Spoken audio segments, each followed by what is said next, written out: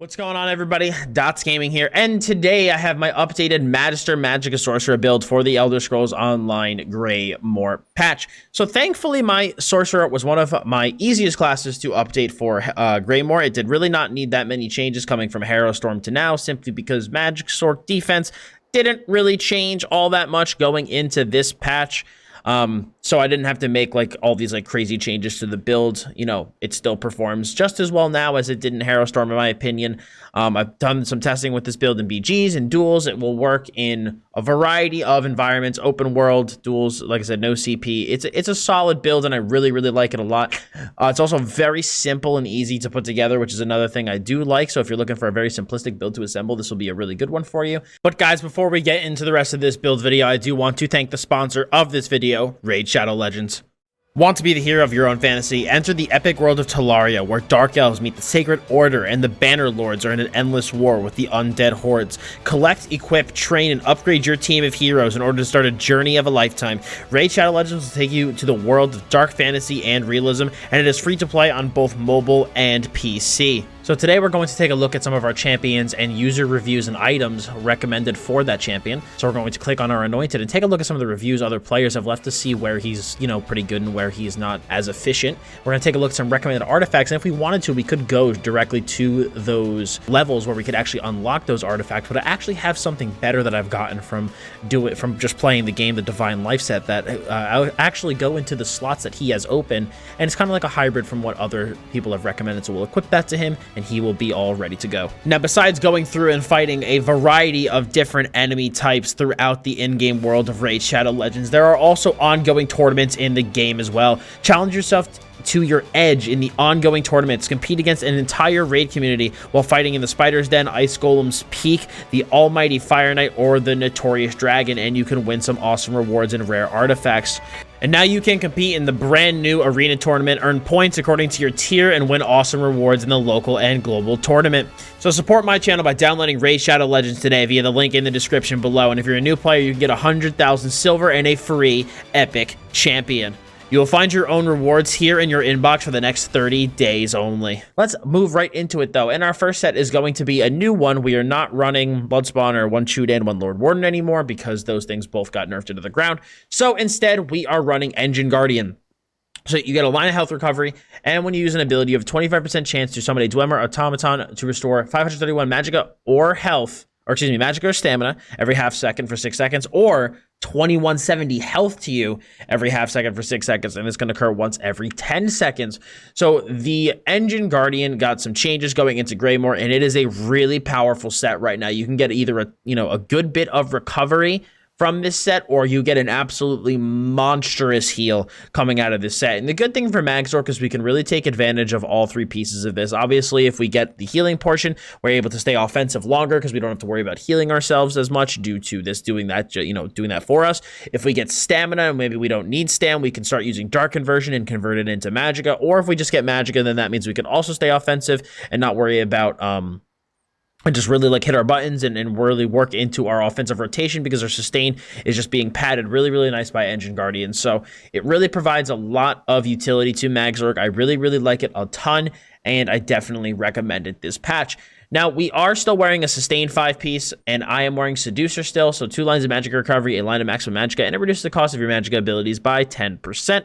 I do know some people run Bright Throat here. You can run Bright Throat here as well, but for me, I've always really liked the cost reduction of Seducer. I think that it really helps Magzork sustain an absolute ton. I really love this set for Magzork, but if you maybe want to go for a little bit less sustain with a slightly higher Magicka pool, you can absolutely go for Bright Throat and then use the Spring-Loaded Infusion. But I really love pairing Seducer with Bewitched Sugar Skulls. I find it to be a really powerful combo, and this set just enables an absolute ton of sustain, so therefore we're able to go. I've actually changed my jewelry gifts a little bit too, to incorporate another spell damage glyph after becoming more experienced at Magzork, and I don't need as much sustain as I used to, so Seducer just enables a lot of that and really kind of covers it for us. And then our main offensive 5-piece is Crafty Elfie, giving us basically 5 straight lines of maximum Magicka. Now, I know some people might wonder, well, Dottz, why wouldn't you use Necropotence? Because you are using Engine Guardian, but Engine Guardian does have 4 seconds of downtime, and I don't want to be missing an entire 5-piece bonus for 4 seconds when the Engine Guardian is down. So I prefer the consistency and all the time upness of Crafty Elfique. That was a wonderful sentence. I prefer the Crafty Elfique being up all the time and just the consistency that it has. Just padding our Magicka pool with 5 straight lines. It's just an amazing set for Mag Sorc, and I definitely recommend it a lot. So, like I said, this build really hasn't changed very much. We just kind of changed up our monster set. And everything else has pretty much stayed the same, but we did actually change a couple of glyphs, so let's move actually right into that. So we are still running full impen. I don't really think Mag Sorc needs anything else right now, so I am still running full impen just to maintain a certain level of tankiness as well. We are running I think I'm only running 1 prismatic now, and I'm running the rest as maximum Magicka. I wanted to pad my Magicka pool a little bit more. I think Mag Sorc, because you can get such big shields, I don't think it needs as much health as other classes, so I am only running at 24k HP inside of CP. I don't really feel I need much more, so because of that, I'm able to go really, really heavy into my max Magicka pool to give us those huge damage shields as well as the greater damage. We are running 2 spell damage glyphs and 1 Magicka recovery glyph. This is also a change I made. I used to run 2 recovery, 1 spell damage, but I was able to put another spell damage on the build, and once I got better with my dart conversion use and my stamina management, I found I didn't really need this extra recovery glyph. We are running an infused shock Inferno staff on the front bar. I actually got asked about this. So you run the shock glyph because Mag Sorc has boosts to shock damage, and as well as this also can maintain minor vulnerability on your opponents as well. And plus, because our spell damage pool isn't the craziest, is that 2100 unbuffed. We don't have any spell damage sets on that are going to spike it up. I prefer to go with infuse just for that greater enchant value. It will be hitting every 2 seconds, combo really, really well into our burst, and I do really like that a lot. We do run the flame staff though, in order to get the 8% increase single target damage from the destruction staff skill line. And then on our back bar, we are running a defending restoration staff with an absorb Magicka glyph, just so that when we're weaving, we can get a little bit of a Magicka return while we're doing that. And then in terms of weights, we are running a 5-1-1, medium on the helmet, heavy on the chest, and light on everything else. Now, in terms of our skills, we are running Crushing Shock. Yes, I finally stopped being a noob and using Force Pulse. We are using Crushing Shock. Crushing Shock is basically kind of the same thing as Force Pulse, except for it hits enemies. If you hit an enemy that's casting, they'll be interrupted, set off balance, and stunned for 3 seconds. Really, really good for cheekily interrupting reses, for interrupting other Sorc Star conversions, just interrupting anything that's being casted.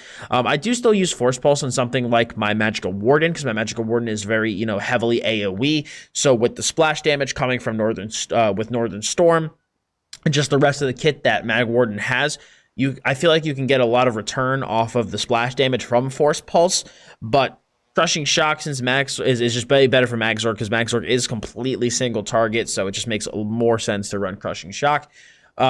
You can use Ellie Weapon here. I am personally not a fan of Ellie Weapon. It is not a skill that I enjoy. It is probably slightly better than Crushing Shock, but I really do like Crushing Shock and the utility that it provides. Plus, we can also get the Burning and Shield status effects from this skill as well, so it just adds a little bit more utility to the build, but I personally am a bigger fan of Crushing Shock myself. I do, of course, use Crystal Frags. So Crystal Frags, you call down I moved over. Whoop. It's a 13.8k magic damage instant attack, but you want to only really cast this when it procs, so casting any other Magicka ability has a 35% chance of causing your next Crystal Frags to be instant, deal 33% more damage, and cost 50% less Magicka. You don't never want to hard cast this skill. Do be careful though, especially in Greymoor. Ability lag is really effing bad right now, and it will put your abilities into a queue. So I can't tell you how many times I'll be trying to click my Crystal Frags, getting it to go off, and then it will, after that initial Crystal Frag, it'll start to hard cast another one because my abilities get put into this queue. So just be careful with that. It is something that I've experienced so far this patch playing my Mag Sorc, so just something to watch out for. But Crystal Frags is just your primo Mag Sorc burst skill, and you always want to use it. I'm running Endless Fury, no degen on the front bar. We are running Endless Fury just as our execute. So it deals 4k initial damage, but if an enemy falls below 20% health within 4 seconds of the initial attack, it will deal a 14k damage explosion. And if you kill that target, you restore 5k Magicka. So as you're killing people, you are getting a huge amount of Magicka back. This is just another huge damage skill to add on to our burst combo. So we have, let's keep track of it. We got 14k unbuffed, non-procced here. We have 14k here, and then we have another 13 0.1k coming from Haunting Curse. These are all unbuffed. So Haunting Curse, you're going to curse an enemy with a destructive rune, dealing 13.1k magic damage to the target and 6k magic damage to all enemies in an AoE after 3.5 seconds. And then it will also do a second explosion after another 8.5 seconds. So you have 13.1k, 14k, 13.8k with non-procced. And then we also are using Shooting Star as our front bar ultimate. So 17k flame damage instantaneously. It's just so much burst that can hit all at once. It is absolutely insane. So basically the typical combo that I'll do for this build, assuming that you're all buffed up, is with your Curse and Fury applied, assuming that you have frags procced, what I'll usually do is I'll hit Shooting Star, streak and turn around, hit the frag so that the frag, the Fury, the Curse, and the Shooting Star will all basically crash on my opponent at the same time, and they'll just get absolutely decimated. So this combo of skills is really, really good. I know a lot of people do love Power Overload here. You can absolutely do that. Part of the reason I'm not running Power Overload is two reasons. One, there's a really bad bug with it right now where it's causing people's health to desync, and it just feels kind of a little shitty to kind of use it right now. But the main thing is that I do personally feel that Power Overload does combo way better with Elemental Weapon than Force Pulse. I think the whole kit and that whole combo works better together because you'll be getting the light attack from Elemental Weapon and Power Overload to hit at the exact same time, so it is more damage, in my opinion. So for that reason, I do prefer to use Shooting Star. I just think Shooting Star combos really, really well with Crushing Shock. You can still use Power Overload here, or Energy Overload if you do like it. I mean, the skills are absolutely amazing. But I like the way that Shooting Star combos in with the Curse, the Frag, the Endless Fury. It's AoE as well, so you can get some AoE damage, get a lot of ultimate return, knock enemies down. I just find it to be a really good skill, and it does give us major skill passes on the front bar. Now, we are, based off of what I just said, we are running Streak on our front bar. I like having Streak here. It is also our CC, so it's like I said, it's really good to be able to just streak through somebody to CC them, turn around, and then hit them with my skills. I find it way easier to have on my front bar than my back bar. This is also just one of the best movement skills in the entire game, and it is why we use it. For those who don't know, it does deal shock damage, stun enemies, can't be blocked, and if you cast it again within 4 seconds, it costs 33% more magicka. But it's just an amazing skill for Mag Sorc. It's what gives them such great mobility. They don't need to run a snare or removal or like root removal skill because of Streak, and it's just so absolutely good to have, and one of the best things that Mag Sorc has in its kit. On our back bar is pretty typical from what you'll see. We run 2 damage shields. Hardened Ward, Dampen Magic. Because we do run a big maximum magicka stack, we do obviously want to run shields on that back bar. We're going to get the most return from shields, especially because healing is ass this patch. It's really, really good to have the double shield stack in order to act as your defense. So very, very good for that reason. But when we do obviously need to be healed underneath those shields, we do use Rapid Regen with a juicy 21.5k unbuffed tooltip. So this is going to be our primary heal underneath our damage shields. But if you feel like your Rapid Regen needs a little bit of assistance, you can feel free to hit a Dark Conversion because it will convert 2,000 stamina into 9k health and 3,600 magicka instantly with an additional 2,400 magicka over 20 seconds. So these are going to be your 2 primary heals. I always get people that absolutely freak out when they see that I don't use Crit Surge, but I really don't feel the need for it. I feel that this defensive combination of 2 damage shields, Dark Conversion, and Rapid Regen is more than enough for the defense that I need. So I really, really don't feel the need for anything else. I do run Boundless Storm on my back bar. This is our armor buff. It also gives us Major Expedition for 4 seconds, which is really, really nice. I do like that. It deals some magic damage to enemies around you, but the most important thing about this skill is that it really looks cool as shit. So that's why I like Boundless Storm. It's just your armor buff. You got to use it, for that exact reason. If you don't like Boundless Storm, feel free to run Chudan instead of Engine Guardian and run something else here, but I still do like Boundless Storm. I think it's a nice skill.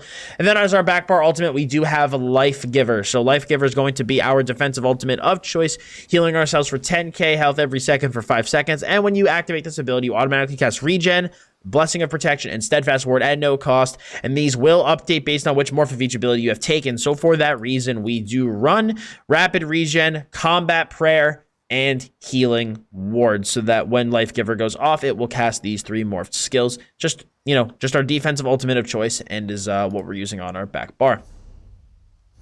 In terms of our stats, we are sitting at 46.2k maximum magicka, 24k health, 16k stam, 1359 magic recovery, 1100 health recovery, 637 stam recovery, almost 2100 spell damage.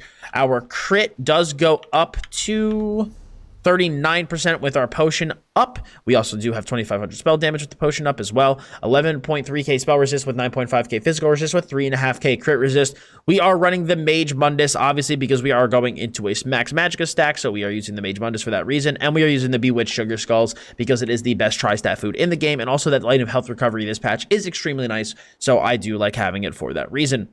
All 64 points in a Magicka, and in terms of race, I personally would prefer either High Elf or Breton. If you run a Breton, you do not need to run Seducer and can replace it with any Max Magicka stat of your choice. I think probably Brightthroat's Boast would be your best, and then to run triple spell damage glyphs across the board. Or you can run High Elf, which is what I personally prefer. I do also like High Elf for multiple reasons, but Elemental Talent for the spell damage increase, get a huge maximum magic increase from Seer Bane's Boon. But one of the things that I do like is spell recharge. So what's really good about this is that you can restore stamina whenever you deal damage with a class ability, and I know that might not seem that great, but for Magicka classes, stamina sustain is always something to be concerned about, and spell recharge does help with that. And plus, the good thing with Magsork in particular is that by generating more stam with spell recharge, you're able to get more dark conversions, which directly translates into more Magicka and more HP. So for Magsork, it is a really, really strong passive.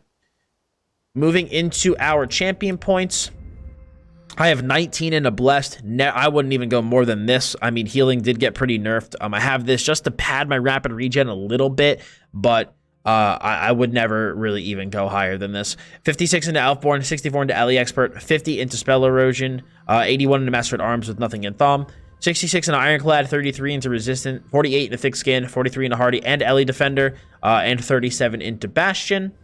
66 in a Warlord, 2 into Sprinter, 75 into Arcanist, 43 into Tenacity for Resto Staff Heavies, 66 into Tumbling, and 18 into Shadow Ward. So I kind of already went over the offensive combo of this build, and then basically, like, defensively, I kind of explained it too. You have your armor buff up, you use your shields, use your conversion and your rapid regen to heal yourself, and streak away to safety. It's pretty straightforward in terms of the offensive and defensive rotations of this build. It's pretty stereotypical, nothing super out there or out of the ordinary. Also, in terms of potion, we run Essence of Spell Power for Major Sorcery, Major Prophecy, and Magicka Restoration. But that's pretty much it otherwise, guys. Magister Magsork build updated for Greymoor. Did not need that many changes, and honestly, build still feels really, really good. I am still enjoying it a lot. So I do have a quick battleground for you guys. It was not like the greatest in terms of our team's performance, but I just wanted to do a quick battleground to show you guys what the build looks like when you're actually playing it, so what you can expect from the play style and how, you know, what it looks like to play. So I just have a little bit of a gameplay showcase here. But if you guys did like this build and you are liking this, if you've been using it from Harrowstorm and you like the update for Greymoor, please leave a like on the video, subscribe to keep up to date with the content, and leave a comment below if you do have any questions. But thank you all so much for stopping by today. I very much appreciate it. As always, I'm Dottz Gaming, and I'll see you all in the next one.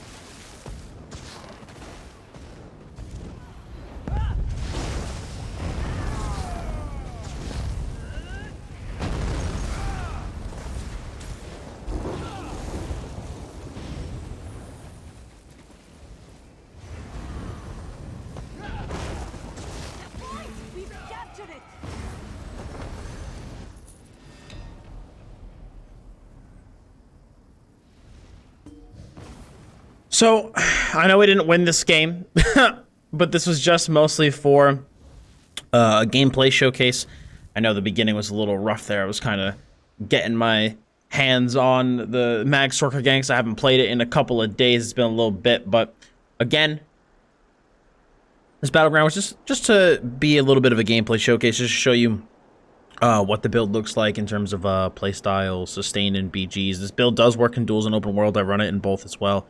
But I did just for the purposes of this video. Just wanted to grab a quick BG just to kind of show you guys what the build looked like. But it's a ton of fun, man. Mag Sorcerer's a good time. And this build is really, really solid, really well-rounded, and I think you guys will really enjoy it. So, hope you guys enjoyed the video. Hope you enjoy the build if you do try it out. Thank you so much for stopping by. I appreciate it very much, and I'll talk to you all very soon.